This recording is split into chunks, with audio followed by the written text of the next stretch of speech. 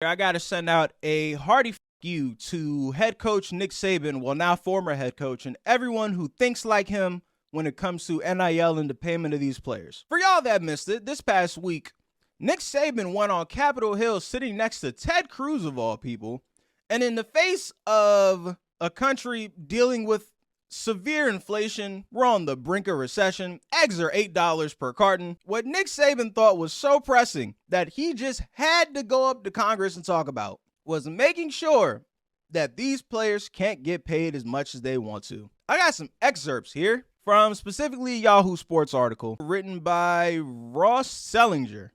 Always make sure you credit people who write articles you're quoting, kids. First excerpt. 2 months removed from announcing his retirement, Saban offered a thundering image to college sports world. Pay the players, but with limitations. I'm for student athletes being able to share in some of this revenue, he said. The number one solution is if we could have some kind of revenue sharing proposition that did not make student athletes employees, that may be the long-term solution.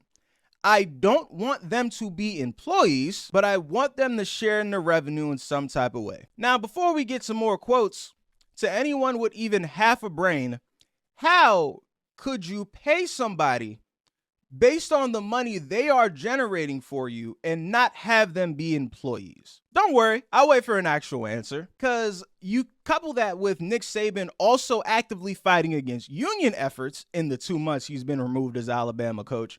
It sounds like he's trying to stiff these players out of the benefits they receive and clout it as he's looking out for these players, which clearly he is not. We'll go back to the article. At some point before his retirement decision, his wife Terry approached him with a question. Why are we doing this?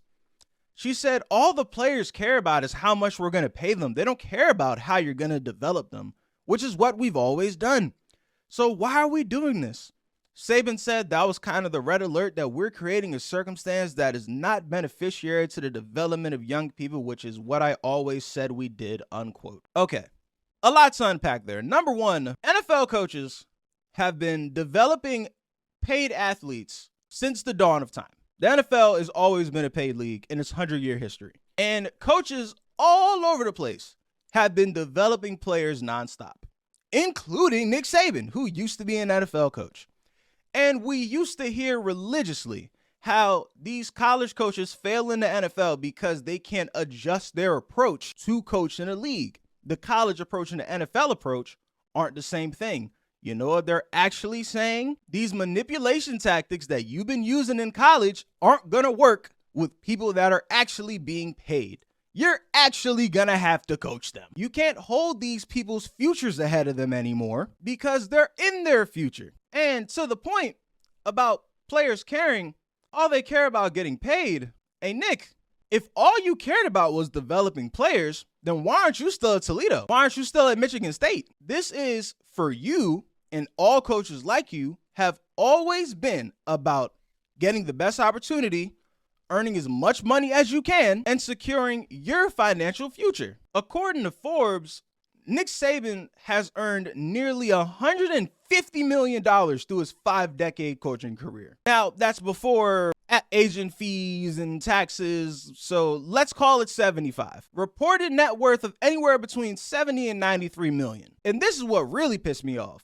Nick Saban himself has a name, image, and likeness deal with Aflac. All those commercials you see them, most recently with Dawn Staley, that used to be with Dion. I don't know if those will be back for the college football season. We'll see. Where he is receiving a reported $5 million a year, which is the exact same as the highest NIL evaluation for a college athlete, Bronny James. Yes, that Bronny James. And for a player that doesn't have a famous father, it's over double what Travis Hunter has with $2.3 million evaluation. So what the hell are we talking about here, Nick Saban? You've never coached for free.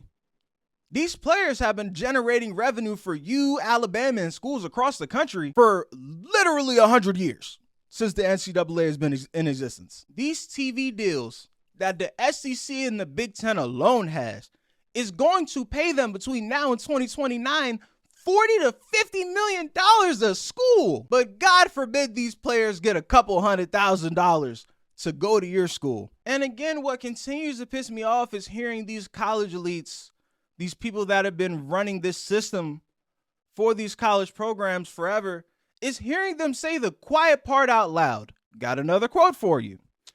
Alabama Athletic Director Greg Brine, whatever the fuck your name is, in his opening statement at the roundtable at Capitol Hill. If it weren't for football, we would not have 21 sports at the University of Alabama. We don't want to see colleges lose women's sports or Olympic sports. Some of you hear that quote and say, these players want to get paid, we're going to lose women's sports. I hear that quote and say, if we didn't take advantage of these football players, this entire college system will crumble because we will not invest ourselves into these programs. We have to take their money to do it. This entire NCAA system, not even just college football, the whole system has been built on a lie and the facade of amateurism. We have known this. We have ignored this. And with the NIL legalization, which isn't even old enough to go to preschool yet, by the way, that exploitation has stopped. Kinda, because again, these schools still aren't paying these players. It's collectives and boosters for the most part paying them, with the exception of the top 0.1% of athletes that are actually able to get sponsorship deals. So the fact that the thought of players wanting to take part in this revenue they've been generating for you for a century will make this whole system crumble. To all the players, if this is not a sign you should unionize, I don't know what is. Oh, but thankfully, I think we're on the way. We have the first players union in college sports. As of March 5th, 2024, the Dartmouth men's basketball team voted to unionize 13-2 in an unprecedented step towards forming the first labor union for college athletes. Of course, it's the Ivy League school that did it first. That is from Reuters.com, written by Daniel Weisner. I hope that college players around the world are watching this happen and go, they think it's so important to make sure we don't get paid that they're willing to go to Congress about it. If we don't fight for our rights, no one will. Now, is the NIL system perfect? No, of course it isn't. But goddamn it, y'all have had 100 years to get it right, and you haven't. I have zero sympathy for you if you have taken a part of this system and have not taken the chance to get it right. So again, I say, fuck you to the NCAA, fuck you to Greg Brine, fuck you to everyone who is partaking in this system that has been exploiting these athletes for 100 years, even going as far to suspend and defame these athletes the moment they even tried to get their own little piece of the pie, knowing you're fucking them over.